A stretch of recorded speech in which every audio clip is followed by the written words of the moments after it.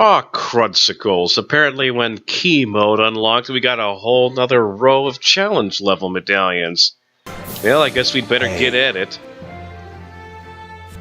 So I pick a level and then do I ask for key mode, or does it just automatically happen? Oh, well, I see the keys. Alright. Well, oh, there's only 5. I wonder if that's the way it'll be for all the levels. Either way, this will actually be kind of fun, because it's just more stuff to collect, and you know how much I like collecting random stuff. Instead of trying to get to the end, which, honestly, that's probably where the medallion's probably going to appear when all the keys are collected. But now there's a bit more exploration to these challenge levels, which is kind of nice. Alright, I know for a fact I can... what? I know for a fact I can get up here. There we go. How many of the keys do I have? 3 out of 5. Looks like there's one over there. Now I gotta sit here and wait. I could try an incredibly risky jump, but I know that if I do that, bad things will happen. These have happened previously in this level. Alrighty then. Now we're only... oh, this is gonna shove me off, isn't it? Looks like the last one is actually where the medallion in the normal mode appears, so maybe the medallion will actually appear somewhere else. Well, if it appears where I think it will, then it'll be right next to us once we get this last key. Let's find out.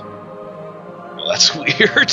This kind of like spread-eagling my arms in midair at the top of the ladder, and yep, I was right. It appears where the end of the level typically is.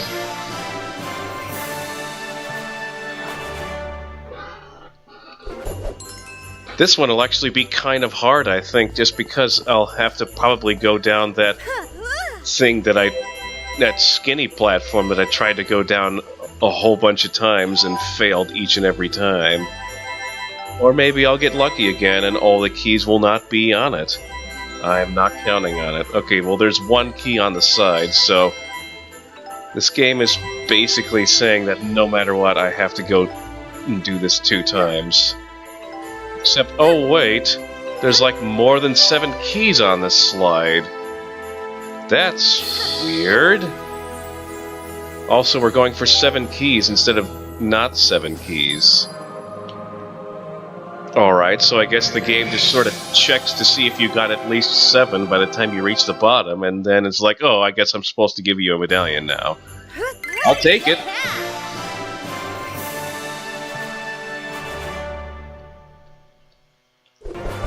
So I guess the number of keys required in each level is just going to keep changing, and there might actually be more keys than needed.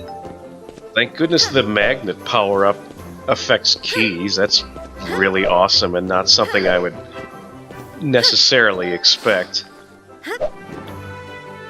It looks like this one might actually be have exactly 7, because I'm not seeing a bunch of stuff. Boy, I sure do love how when I fall and die, it doesn't actually count as a death, and I can just keep on going. It's more like a warp to the beginning of the level. Which I guess is something that people kind of do in other games, you know, death warping when you have to go like the beginning of a level and it's faster to die rather than actually go there. And oh crap! I'm suspended in midair and the platforms are still moving, so by the time control is back at me, I'm probably going to fall. Yep, that's exactly what happened. Thanks a lot, game. Thanks a lot, game, for not killing me. Not actually killing me. Alright, now that all we have to do is just go to the end, it should be pretty easy because this level is not hard. Okay, good. I tried to time it so that as soon as I finished saying that, I would be at the end. I think I like key mode. It's a fun and unique way to add some extra challenges and make me go through these challenge levels again. from a developer's standpoint, it's probably an easy way to make the game slightly longer, but I honestly don't mind it. You know, one thing I do have to mention is I find it amusing how I know how I've been talking about the resurgence of 3D platformers, at least for the year 2017, but like all of the Steam games that I see that are 3D platformers in this style, they all list themselves on the Steam store as being 90s style platformers, which I find interesting that that's basically a term associated with the 90s for some reason. I mean, I guess it kind of fits, because, I mean, 3D platformers couldn't really exist until systems powerful enough to handle them came out, which would have been the mid-90s, and then, like, that was kind of the it genre for every game up until, I guess, maybe third/first-person shooters became the it genre, which was probably like midway through the GameCube, PS2, Xbox era, if I'm thinking correctly here. So I only got 2 more keys, and this is the last part of the level. Oh right, I just kind of let them come to me. That's going to be easier. And last key is once again just right at the end. That was quite easy. As I sit here and, like, tap my foot waiting for... Okay, there we go. Give me that medallion.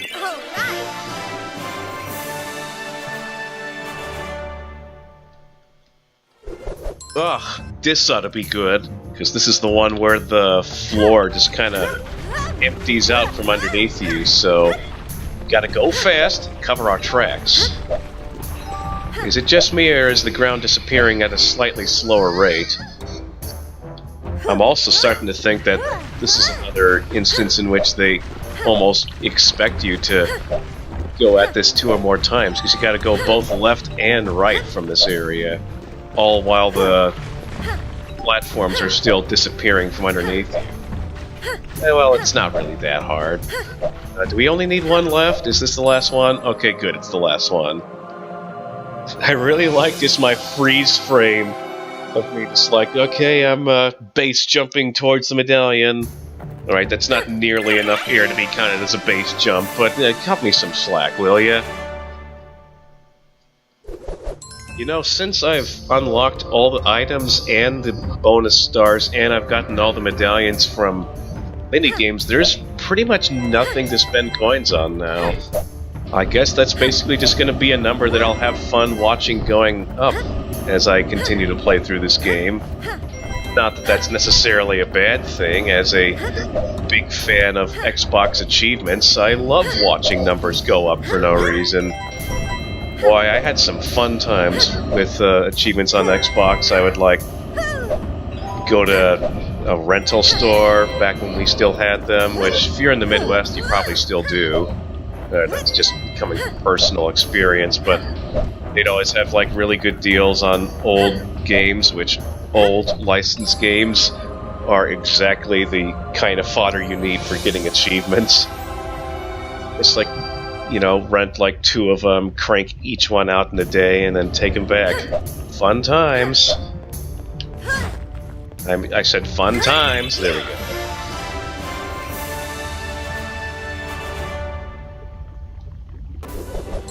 Man, here I was worrying that the key challenge was actually going to be kind of difficult.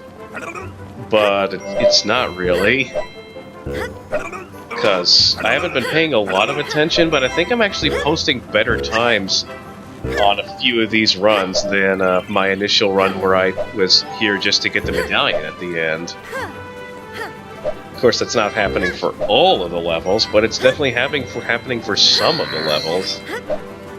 Okay, we really need to put a damper on taking damage here, because I say that as soon as I, like, get blasted off the earth. Yeah, I'm taking heavy damage, and if I die, I know for a fact that my keys will go bye-bye. Why did I have to start this level off with a short monologue about how this level is not... about how key mode, specifically, is not that difficult? Because now the game is being vengeful. And now this checkpoint is actually a hindrance more than it is a help, because I have to go backwards to collect keys and then go forwards and hope that I don't take any damage while that happens. Although actually, now that I think about it, maybe it's not as much of a hindrance as I thought, because now I can just do this and appear right here with my keys still intact. So yeah, I still have to go backwards, but it's not that big of a deal. Ooh. How I managed to avoid taking damage from that, I have no idea. What I'm more concerned with is this thing, because this thing is scary. Alright. Checkpointed, and falling. Don't care. I think this is just another 5-key level, right? Okay. Yeah, it is a 5-key level. I saw the one in the distance, I thought that was the only one I needed. Turns out I needed another one, and oh, I thought that was on the last platform. My depth perception is really off today. Ah well, now can we get to the star, whatever, without any... Nope, we can't get to the star without any consequence. I don't have to collect any more medallions as long as I don't die. You can see what I was trying to do. I was trying to do another wall jump into double jump into grabbing the platform, but I just don't want you doing that on there. Oh, well, killing snails is always fun. I really like how these challenge levels borrow from a lot of different Nintendo games I've played over the years. Wario World, Sunshine, Mario 64... It's great. It's all games I miss and games that other developers refuse to make, so... Thanks, Polykid. That's the name of the developers of this game, if you're not aware. I am fairly certain that this game was kickstarted, and now that it's out, I am curious as to what they might be working on now. If it's another 3D platformer, amazing. If it's not, well, depending on what it is, I might be interested. That's all extremely subjective.